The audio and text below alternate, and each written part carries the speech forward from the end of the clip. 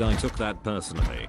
What is up, YouTube? King Anasazi here with Power Comics, and before we start our video on the amazing Mortal Kombat 11, I just want to go ahead and get this crappy, schmaltzy YouTube crap out of the way. You know, the scripted thing they do where they're like, please like and subscribe. Yeah, I'm gonna go ahead and do that. So 3, 2, 1, let's get that out of the way. Be sure to like, comment, and subscribe down below.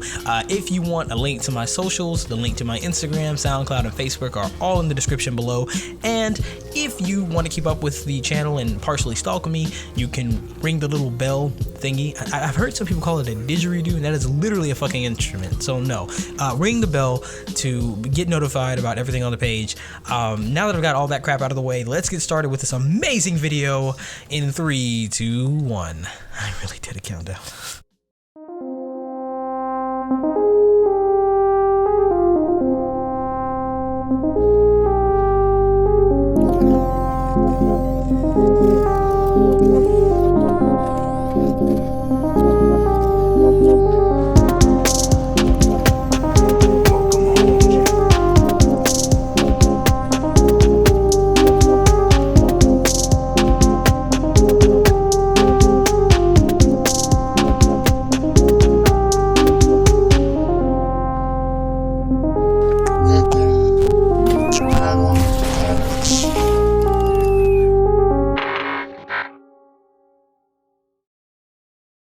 So, as the title suggests, today we are taking an in-depth look at one of the greatest fighting games attempting to be more than a fighting game of all time. So, Street Fighter, Tekken, and King of Fighters with a 99.5-foot pole. I don't even want to talk about Killer Instinct. We are diving headfirst into the blood-soaked arenas of Mortal Kombat 11 and discussing why it is that I love this masterpiece and Mortal Kombat as a whole. So, with a history spanning almost 30 years, helming 2 separate timelines containing up to 97 fighters speckled throughout 18 game titles respectively, Mortal Kombat has a pretty simple plot and execution, regardless of the reboots and retcons. Mind you, although I said it had a pretty simple plot and execution, we also have to remember that this is the same game series that has ninjas, cyborgs, monsters, demons, gods, demigods, and Shaolin monks. So that's as simple as it gets, I suppose. The setup goes as follows. There are currently 7 realms in existence: Earth Realm, Edenia, Sado, Chaos Realm, Outworld, the Heavens, and the Nether Realm. Isn't that Detroit? Each realm in question is to bring forth warriors that'll participate in the Mortal Kombat tournament. If a realm's champion is to win 10 consecutive tournaments, then they're able to invade the realm that they beat, or they can avoid invasion of their own realm. Now, off the bat, you have a premise that's set up pretty well. Now, granted, there are a couple loopholes within the whole, the rule system with the tournament and whatnot, and Shao Kahn exploits the out of those. I don't give a fuck, Keisha. Like every 10 minutes. But compared to other fighting games, I feel like Mortal Kombat has a more believable story, even though it's a reach, but it is a more reachable reach, if that makes any sense. There's not some evil corporation that holds some unnecessary fighting tournament, or actually, I think I just described 2 fighting games without even trying. The point that I'm trying to make is that at the end of the day, if you had to sit down and have a bunch of people beat the shit out of each other from different universes in order to either take over a universe or protect their own, that sounds doable when it comes to a plot. And you see, for the most part, MK really didn't present itself as some deep, overarching story / maze of pointless crap and filler to begin with. It had roots in being direct and to the point. A bunch of different fighters gather up to beat the gorilla out of each other, that was it. But as the installments came and went, it slowly started to create its own subculture rooted in fan lore and even expanding stories that soon populated the realms and gave new life to the franchise. So, since we've got the basic story and setup out of the way and how the tournament works all figured out and explained, why don't we talk about some of the people that will be kicking said ass in the tournament, and we'll also talk about the factions that they belong to. Now, granted, I am not going to spend this whole video talking about every single Mortal Kombat fighter. I'm just going to touch on those that are kind of important to the plot to move it forward, and eventually I'll talk about my personal faves when it comes to the rosters and the roster changes and DLC and stuff like that later on in the video. But for now, let's just talk about who is who. Round 2, fight! Now that we know the overarching story, so to speak, let's get to know the different factions that exist within the Mortal Kombat universe proper. First up, we have the Defenders of Earthrealm, or in short, basically the good guys. The Shirai Ryu.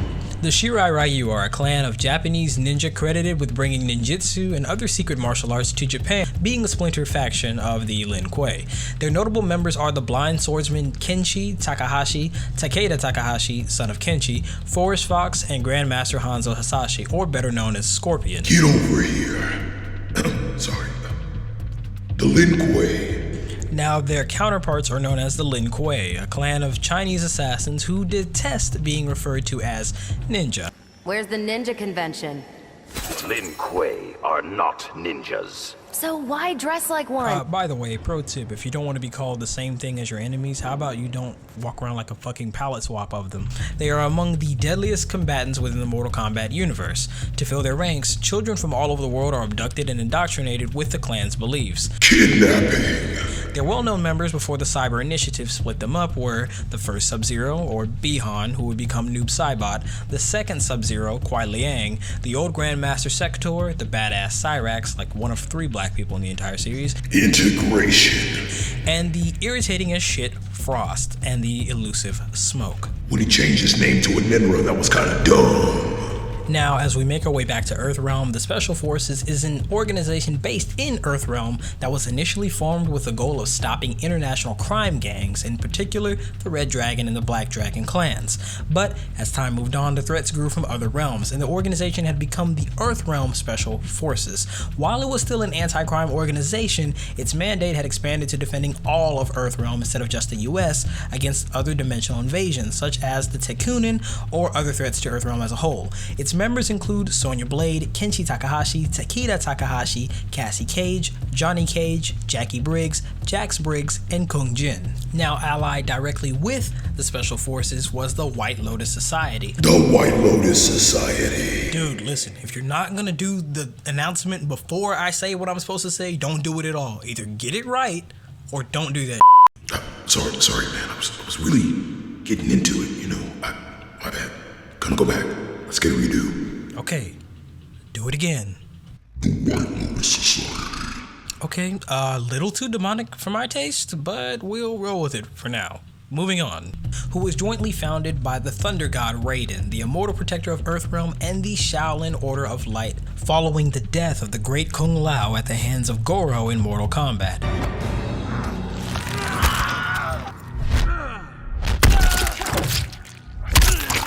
That's a lot of damage. How about a little more? Now, since the sorcerer Shang Tsung had finally defeated the longtime champion with a recruit from Outworld, it became apparent to Raiden that Earthrealm was vulnerable to attack, not just by native enemies, but from those foreign world as well. To end that, the Thunder God and the monks agreed to hand select a group of champions from among the best fighters in the Earthrealm. This group would dedicate their lives to learning and understanding how to defend the independence of Earthrealm from the threats of other worlds. Its members include Raiden, his brother Fujin, Liu Kang, Kung Lao, and Kung Jin. Although the numbers of who's a part of the White Lotus Society is constantly changing and nobody really knows, seeing as people can come and go with their memberships, which is a lot better than Planet Fitness. With Planet Fitness in mind, let's go ahead and talk about some of the bad guys that occupy the Mortal Kombat universe. Are a guild of assassins for hire, all serving under the demigod Dagon, who is the son of the Edenian god Argus. Members include Dagon, Mavado, and Su Sao, I believe is how you say that. I don't know, don't lambast me in the comments. Now, adjacent from the Red Dragon are the Black Dragon, a clan of assassins, thieves, and mercenaries for hire, formed from a splinter faction, like I said, of the Red Dragon clan, by members who are tired of adhering to Red Dragon's strict codes. They're led by the Aussie cyborg, Kano, as well as the speedster that looks like rotten ground beef, Cabal, and the rootin' tootin' shoot boot scootin' cowboy, Aaron Black. And let me just take a minute to fully appreciate the awesomeness that is Aaron Black. And by awesomeness, I mean complete foolery. I mean, you have this universe full of monsters, gods, ninja, Shaolin monks, immortal beings, eternal, like just embodiments of fear. And then you've got this coming in with his damn hat and his Spurs like, yeah, I got a 6-shooter and your name's on one of the bullets. Like, it's just, God, this guy has like the biggest set of balls in all MK. Like, literally, there are people that can turn into fucking water vapor, and you're just like, fuck you, gun. It's great. Next up, we have The Brotherhood of Shadow. who are an unholy fanatic cult centered around the demon sorcerer Quan Chi and are worshippers of the fallen elder god Shinnok. Its countless members are ever scheming and planning for his release from the Netherrealm. Its trademarks are stealth, secrecy, and deception, and is involved with black magic and necromancy, so bitch nigga shit. Its current members include Quan Chi, Raiko, and Noob Saibot post visiting Detroit. Now, we may have gotten all the specifics out of the way and talked about the different factions and even characters and where they stand within the Mortal Kombat universe, but there is a bit of subject matter that I want to touch on, and that's the impact that Mortal Kombat has not only on the gaming community at large, but on society and even myself. I'll try my best to link these all together, just stick with me. Now, I can't speak for anybody else, but growing up in the hood and growing up around about like 95% black people, Mortal Kombat wasn't anything foreign. I didn't grow up not knowing what it was, and most of the time I only knew what it was because my mom didn't want me playing it because that there was a bunch of boobs and blood and gore and cussing and a lot of violence, which, you know, why wouldn't you want to keep your kid away from that? But as I got older, it's like my intrigue kind of just forced me to want to buy a copy, which I never actually did. Surprisingly, the first version of Mortal Kombat I ever put my hands on was Mortal Kombat Shaolin Monks for the PlayStation 2, and from then on I was in absolute love and awe of the entire franchise. And like I said previously, Mortal Kombat was not something that, you know, nobody knew of. Ever since its inception, Ed Boon and, you know, his creative team have kind of just made this cult classic, but it blew up to be very mainstream, and Mortal Kombat is just, it's controversial, it's impactful, it's one of those things. It's just, you can't live your life without knowing it exists in some way, shape, form, or fashion. We've all heard the infamous Get over here. and we've all, you know, heard of Sub-Zero and Johnny Cage and Liu Kang and Sonya Blade. It's just, there are just some staples of the series that are just kind of ingrained into pop culture, and there's no way to completely avoid them, whether it's, you know, bad movies or even worse quotes within those movies. But on the slick, I think that works to Mortal Kombat's credit. Hear me out. When you go to see a horror movie, 9 times out of 10, you remember a horror movie either because of the scares or the monster itself, therefore being what you saw or what it made you feel, as you would do with most movies that you remember.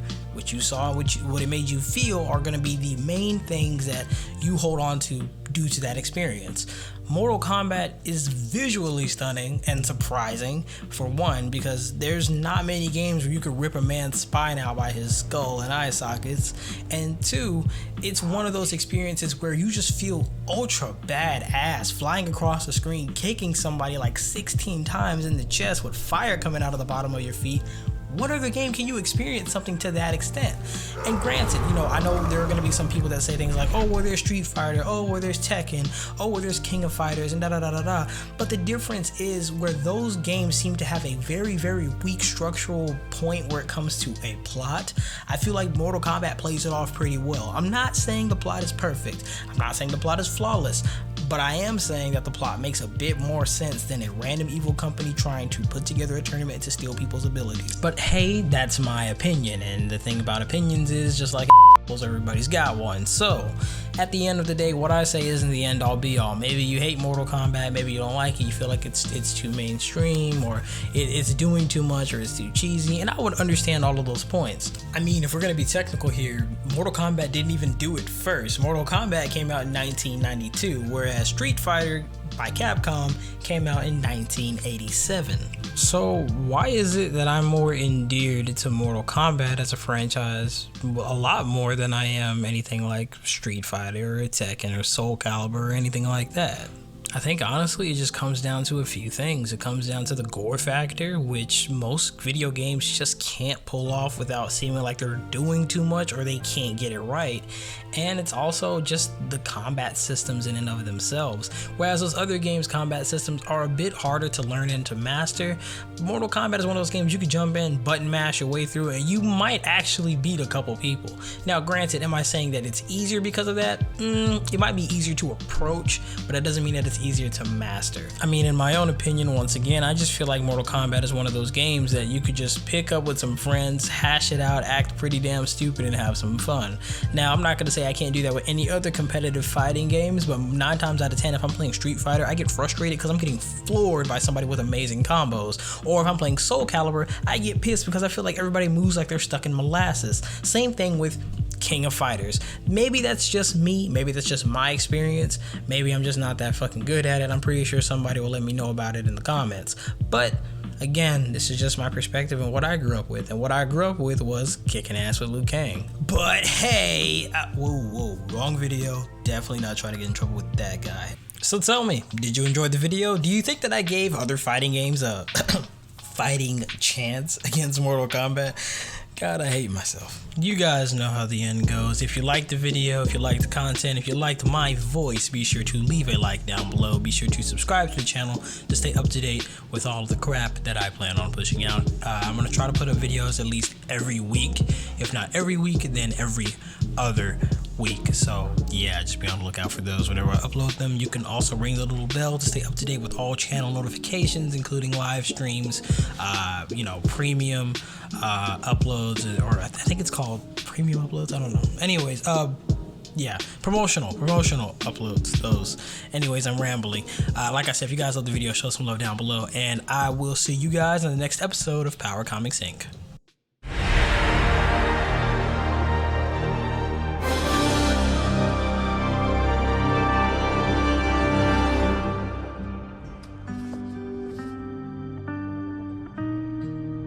Are you ready? Yes. But no matter how we sculpt the sands, we cannot plan for every possibility. Mortals will make their own choices. New evils will arise. Each realm must choose its own destiny.